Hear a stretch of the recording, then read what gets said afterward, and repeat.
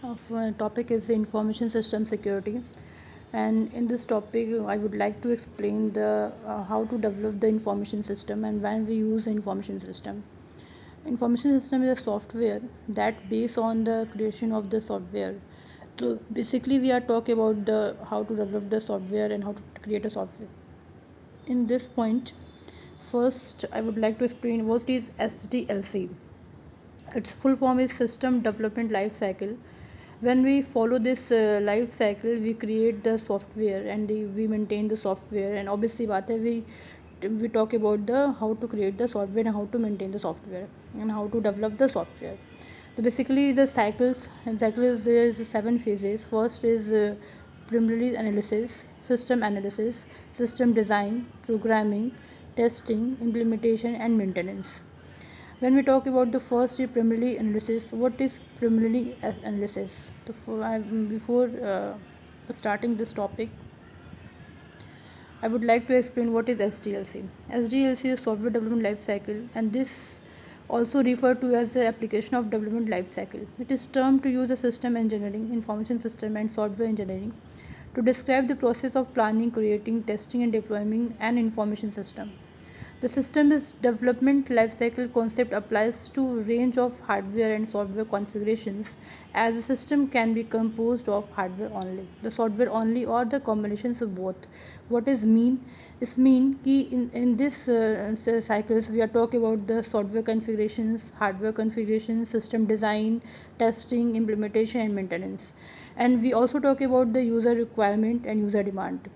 When we are starting this phase, we talk about the preliminary analysis. In this phase we are just talk about the user demand and user requirement, and also we talk about the feasibility study. The feasibility study comes from the user demand and environment demand. The when the user demand the which kind of software they want and which kind of software used to want in the organization and company.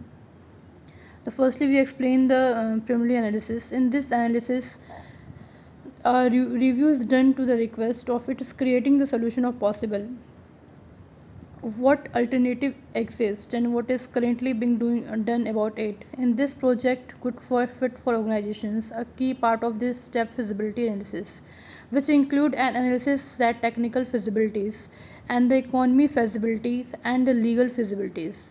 What we should done in this topic and what we should not done in this topic, and what the user demand and what is the feasibility studies.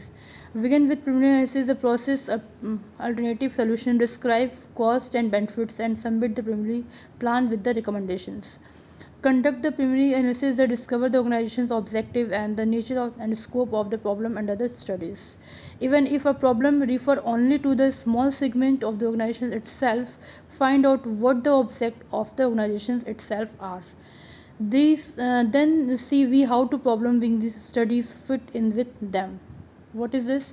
In this topic हम बात करते हैं कि जब भी कोई project हम बनाते हैं, क्रिएट करते हैं या किसी कोई सॉफ्टवेयर बनाते हैं, तो सॉफ्टवेयर बनाने का मतलब ये होता है कि हम कंपनी के रिक्वायरमेंट को या यूज़र के रिक्वायरमेंट को देखते हैं कि हमारे उस कंपनी के लिए क्या बेनिफिशियल्स है या उस यूज़र के लिए क्या बेनिफिशियल है, लीगल है, नहीं लीगल है, सारी चीज़ें हम बात करते हैं. अगर सब कुछ पॉसिबल वे में हमारा होता है, सब कुछ सही होता है, तो हम उसको आगे बात करते हैं उसको डेवलप करने की.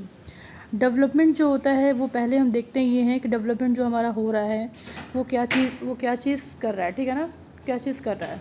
डेवलपमेंट में हम क्या देखते हैं, डेवलपमेंट में मतलब कि क्या क्या फेजेज़ हैं, कैसे किसी फेज़ पे हम काम करेंगे, कैसे वर्कआउट करेंगे, नंबर ऑफ़ मैन पावर कितने लगेंगे, ये सारी चीज़ें इसमें हम देखते हैं. The purpose of alternative solution मतलब हम सोल्यूशन देखते हैं, कॉस्ट एनालाइज करते हैं, बेनिफिट एनालाइज करते हैं, डेवलप देखते हैं कि क्या हमें कॉस्ट लगेगा, कितना प्रॉफिट होगा, कितने कैसे कैसे काम करना पड़ेगा, कितने मैन पावर लगेंगे, सारी चीज़ें इसमें हम देखते हैं.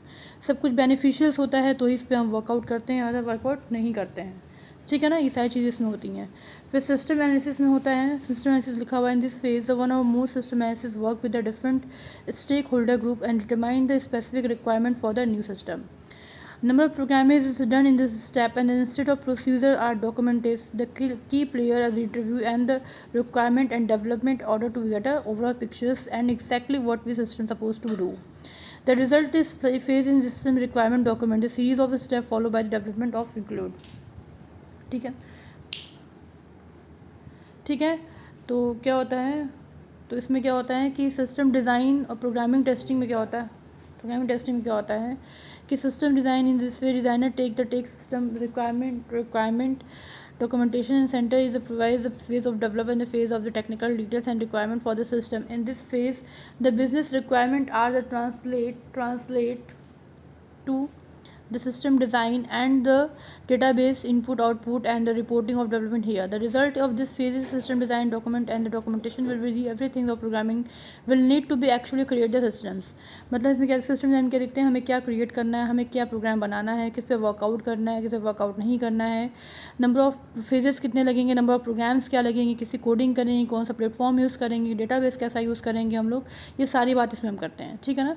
बेसिकली हम इसमें बात करते हैं सिस्टम डिज़ाइन में कि हमें सिस्टम कैसा वर्कआउट करेगा, किस रिक्वायरमेंट कैसे आउटपुट मिलेगा, क्या आउटपुट नहीं मिलेगा, इन सब के बारे में बात करते हैं। और सिस्टम एनालिसिस में क्या करते हैं, सिस्टम एनालिसिस हम ये करते हैं हमारा जो सिस्टम है वो कैसे वर्क कर रहा है, वो कैसे एग्जैक्टली उसको वर्क करना चाहिए, ये जैसा हमने सोचा था वैसा ही वर्क कर रहा है कि नहीं कर रहा है, ये दोनों में ये देखते हैं, ठीक है ना। प्रोग्रामिंग क्या होता है, ऑब्वियस सी बात है, प्रोग्रामिंग हम कर रहे हैं किस चीज़ का, तो उसमें वर्किंग को परफॉर्म करते हैं प्रोग्रामिंग के थ्रू, कि उसकी वर्किंग को हम प्रोग्राम के फॉर्म में दिखाते हैं, बताते हैं कि हाँ ऐसे प्रोग्रामिंग होती है, ऐसे टेस्टिंग होती है, ऐसे डेवलपमेंट होता है, ऐसे मेंटेनेंस होता है, ये सारी चीज़ें हम दिखाते हैं।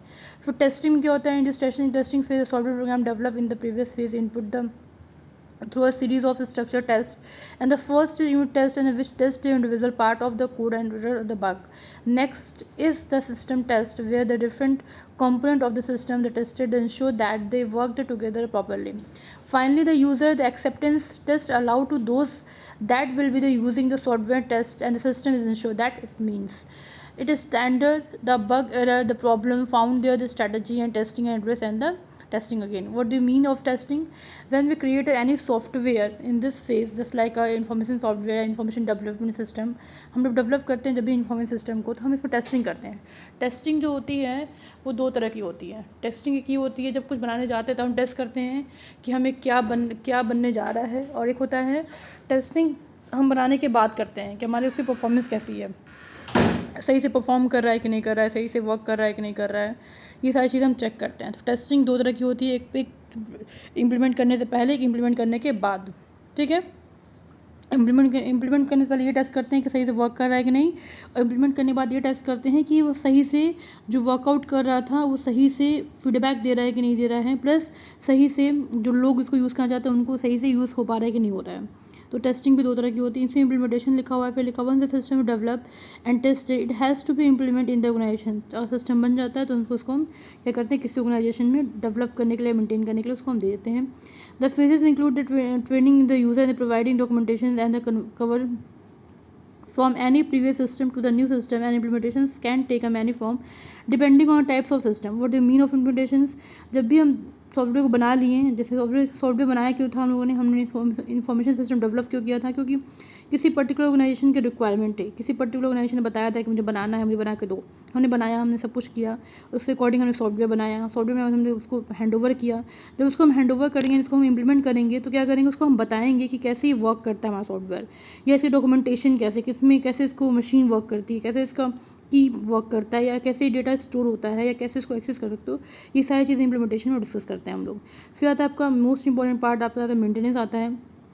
ये आपका सबसे फाइनल फेज़ होता है जो आपका प्रोजेक्ट कंप्लीट हो जाता है, मार्केट में जाता है। तो इम्प्लीमेंटेशन मेंटेनेंस हम ये देखते हैं कि हमारा जो अगर उसमें कुछ डैमेज होता है, सॉफ्टवेयर में कोई प्रॉब्लम क्रिएट होता है, तो उसको हम कैसे सही कर सकते हैं, या हमारे पास कोई बैकअप प्लान है कि नहीं उसको सही करने के लिए, या कुछ ऐसा तो नहीं है कि हम उसको सही कर ही नहीं सकते हैं। ये सारी चीज़ें हम मेंटेनेंस में डिस्कस करते हैं, ठीक है। ये आपके कितने साल आपके 1 2 3 4 5 6 7 फेजेस थे। आप इसको 7 फेज़ में बता सकते हो, इसको 4 या 5 फेज़ में बता सकते हो, वो आप पे डिपेंड करता है कि आपसे कितने फेज़ में इसको डिस्कस करना चाहते हो आप, ठीक है। Okay, thank you.